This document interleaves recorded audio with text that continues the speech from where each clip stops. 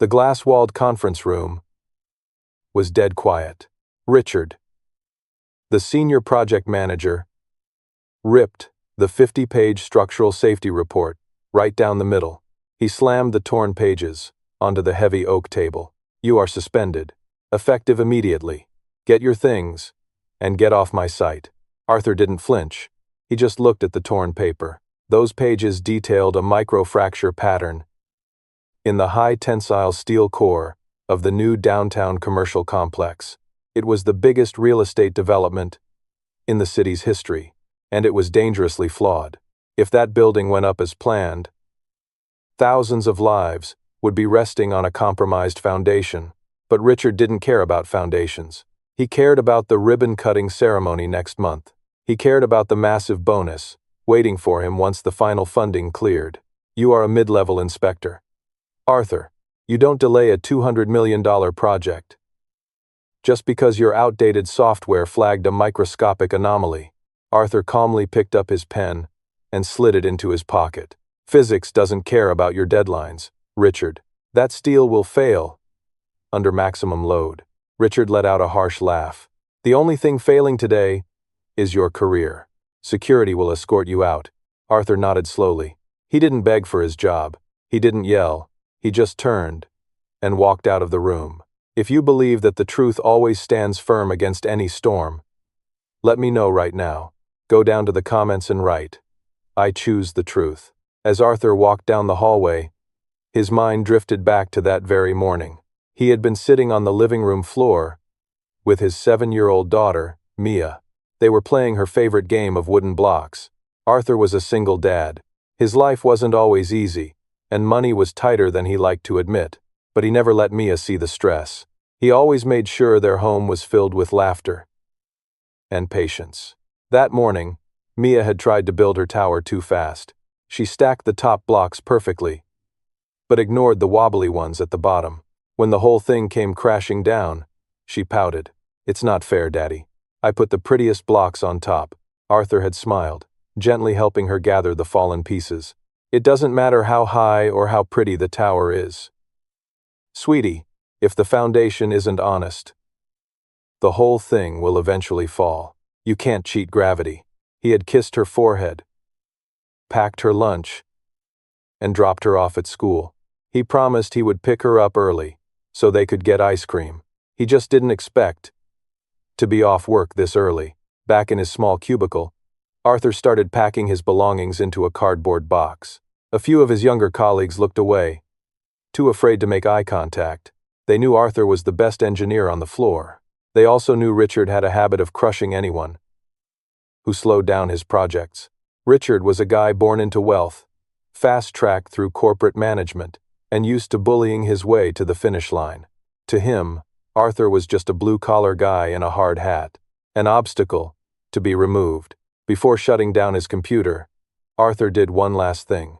He didn't try to sabotage the system or delete files. He simply uploaded his unedited safety report to the central secure server. He flagged it with a critical red code that only executive clearance could bypass. He locked the file with his digital signature.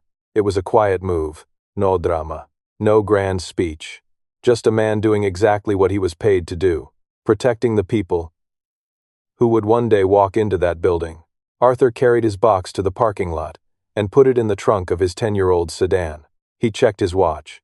It was only 2 in the afternoon. He drove to Mia's elementary school and waited by the gate. When the bell rang, she came running out, her backpack bouncing. "Daddy, you're early. Did you finish the big building already?" Arthur smiled warmly and took her hand. "Not quite, kiddo. I just had to make a really important decision today." Mia looked up at him with big, curious eyes. "Was it a good decision?" Arthur paused for a moment. He thought about his empty bank account. He thought about the mortgage payment due next week. Then, he looked down at his daughter. "Yes, it was a very good decision, but sometimes doing the right thing means you have to take a step back for a little while." Mia squeezed his hand. "That's okay, Daddy. We can take a step back together." Arthur felt a lump in his throat, but forced a bright smile. "How about we take a step toward that ice cream shop instead?" Mia cheered, completely unaware of the massive storm brewing. Back at the corporate office, she didn't know her father had just thrown away his career to save strangers he would never meet. She just knew. Her dad always kept his promises. While Arthur and Mia were sitting on a park bench eating vanilla cones, things at the construction site were taking a very different turn. Richard was pacing around the VIP reception area, straightening his expensive tie. He was barking orders at the catering staff and the site managers. Everything had to be perfect. The primary investor was arriving in less than an hour. This wasn't just any investor. It was the chairman of the Global Investment Fund, financing the entire project, a self-made billionaire who rarely left his corporate headquarters. He was coming to do a final walkthrough before authorizing the last block of funding. Richard was confident. He had a polished presentation ready. He had the champagne on ice. He had completely forgotten about the quiet engineer he had fired just a few hours ago. He assumed the problem was gone. But the thing about the truth is, you can't fire it. You can't rip it up. And it always comes back when you least expect it. A sleek black car pulled up to the muddy edge of the construction site. The chairman stepped out. He was a quiet, imposing man with calloused hands. Long before he was a billionaire investor, he had spent 20 years laying bricks and pouring concrete. He knew exactly how buildings worked. More importantly, he knew exactly how people lied. Richard immediately rushed forward, offering a wide, incredibly fake smile. "Welcome, sir. It is a true honor to have you here. Everything is perfectly on schedule." The chairman didn't smile back. He didn't even shake Richard's hand. He just walked straight past him and into the makeshift VIP conference room. "Let's stop wasting time and look at the final safety compliance records." Richard quickly rushed to the table and handed over a thick, leather-bound binder. "It's all right here, sir. Fully signed, double-checked, and ready for your final funding authorization." The chairman sat down and flipped through the heavy pages. His eyes scanned the technical data much faster than Richard expected. The room was completely silent, except for the sound of paper turning. Then, the chairman stopped. He looked at the bottom of the core structural sign-off sheet. There was a signature from the site manager. There was a signature from the financial director. But the most important line was blank. The line for the lead structural engineer. The chairman tapped his expensive pen against the desk. "Where is the signature from your lead engineer?" Richard's face tightened, but he kept his fake smile. "Oh, that is just a minor clerical delay, sir. The engineer in charge was actually let go this morning due to severe performance issues. He was slowing down the timeline with baseless complaints. I went ahead and signed off on it myself as the project manager." The chairman didn't say a word. He pulled out his personal tablet and logged into the central company server. He typed in his executive access code to view the raw data. Instantly, a massive red warning banner flashed across his screen. "File lock. Critical structural anomaly detected. Uploader, Arthur Pendleton." The room went completely dead silent. The chairman slowly looked up at Richard. His eyes were ice cold. "You fired the man who flagged a structural collapse on a $200 million building?" Richard started sweating profusely. "Sir, I assure you, his software model is outdated. He is just a low-level worker trying to cause trouble because he doesn't understand the big picture." The chairman stood up. "I started as a low-level worker, Richard. I poured concrete until my hands bled. And I can promise you that a low-level worker with an honest warning is worth 10 executives who only care about their year-end bonuses. Get him back here, right now.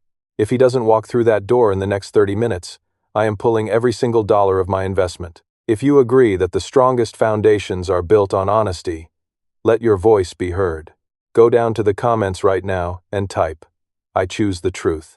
And while you're there, make sure to subscribe to the channel so we can keep sharing these real values with you every single day." 20 minutes later, Arthur's phone rang. He was still sitting at the park with Mia, watching her chase a butterfly. He looked at the caller ID, smiled softly, and picked it up. He didn't sound surprised. He just said he would be there soon. When Arthur walked back into the corporate boardroom, he wasn't wearing a fancy suit. He was holding Mia's hand. He looked completely relaxed, projecting a quiet, undeniable charisma. Richard glared at him with pure hatred, but the chairman walked right past Richard and extended his hand to Arthur. "I am told you are a massive troublemaker." Arthur smiled and shook the billionaire's hand firmly. "I just read the numbers, sir." The numbers clearly said the steel would bend under maximum wind load. I couldn't put my name on a bending tower.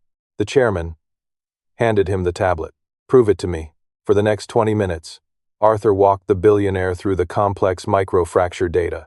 He broke down the physics so clearly that even the financial team understood the danger.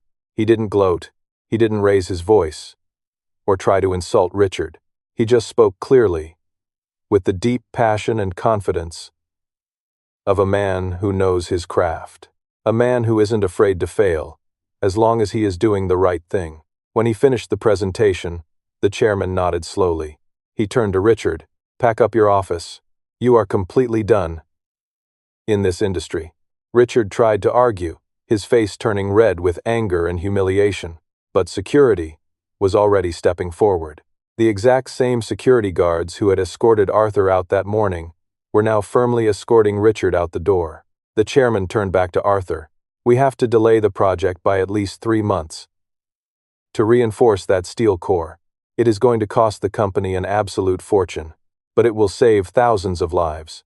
I need someone overseeing this entire operation, who actually has a spine. The position is Executive Director of Safety. The salary is triple what you were making this morning. Do you want the job?" Arthur looked down at Mia, who was quietly drawing on a piece of paper. He smiled. "I would be honored, sir, but I have to leave at 5 o'clock, every single day. I have a daughter to raise, and that is my real, full-time job." The chairman laughed out loud. For the first time all day. Deal. That evening, back in their small, warm apartment, Arthur and Mia were playing with the wooden blocks again. This time, they didn't rush. They spent time building a wide, incredibly sturdy base. Mia carefully placed the final wooden piece on the very top. The tower didn't wobble. It stood perfectly tall. She clapped her hands in excitement. "We did it, Daddy. It is super strong." Arthur pulled her into a big, warm hug. "That is right, kiddo. Because we took our time and built it the honest way." Mia looked up at him with her big, innocent eyes. "Did your big building at work get fixed today?" Arthur smiled, thinking about the massive shift that had just happened in their lives. He thought about the financial freedom they now had. All because he refused to compromise. It did, because someone finally decided to listen to the truth. A calm, honest voice can change the entire direction of a massive empire. It can change a life overnight. And teaching your children to never fear the truth is the greatest legacy a parent can ever leave behind. If you believe in the unstoppable power of honesty, leave your mark down below by commenting, "I choose the truth."